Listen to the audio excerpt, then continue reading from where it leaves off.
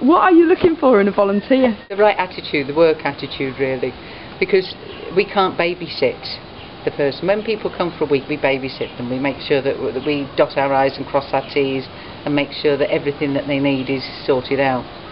When somebody's here for a longer period of time, we expect them to have some responsibilities of sorting their own week out. We don't want people coming here thinking that they're coming for a 3-month holiday, because they're not. Offer accommodation for volunteers, and is there any cost? It's all according to when the volunteers come as to where the accommodation is. During the rainy season, which is between April and November, we have our volunteers staying here in the main. We've also got another place down the road which is a far more basic lodge. It doesn't have running water, there's water from the well, doesn't have electricity, it's a bucket shower, and some of our volunteers, if they come during the dry season, which is between November and April, may stay there some of the time. I have to say that when our volunteers have stayed there, they've loved it because it's very peaceful, it's a very, very nice place. They have big campfires at night.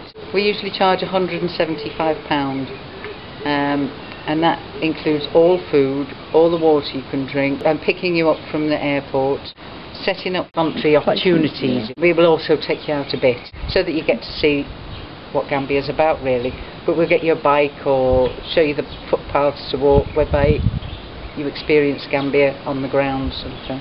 Brilliant. Can you accommodate groups of volunteers? We can accommodate anybody. We try and fit the package according to what the visiting group want. How old has your oldest volunteer been? Oh, well, I have to say maybe 72.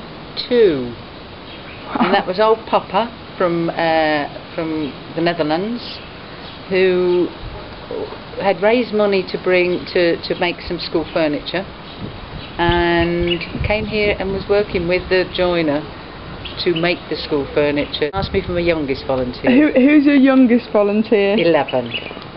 And that was a young man that came last year to the summer scheme. His name was Owen Miller, and he was brilliant. How would you describe your project in one word? Opportunity. Do you have any hints and tips for people that are coming to the Gambia to volunteer?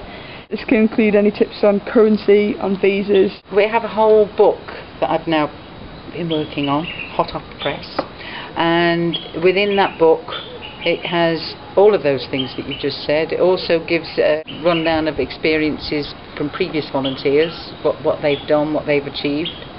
It gives some ideas of what kind of things you could do as a volunteer, and it also gives you the do's and don'ts and our rules, because we have certain rules about dressing appropriately, because this is a Muslim country, about the way to be. We try and cover all those things within our volunteer booklet. So if anybody's interested in volunteering, if they email me or have a look on our website www.thegunjurprojectgambia.com, email us and we'll send you an information pack. If people want to donate not just their time but money to the project, how do they do this? We have a bank account in the UK, and people that are making donations pay it into our bank account. But usually people that are making any donation, they're for something specific. For example, we have 80 children sponsored. We were given €1,000 to build a health clinic. We were given £500 to put a fence around the school.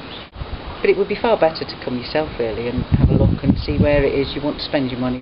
Thank you, Jo. Is there anything else that you would like to say about your project? I think that young people are the future of our planet. The whole point of opening this place was to bring young people closer. I'm delighted to be involved in this whole video project, because that will bring young people from all over the world closer and closer. And it is important that we know what's happening to our peers, to our brothers and sisters around the planet, to actually understand where we need to go ourselves. And if we can give that understanding to young people, then we're doing our job as adults.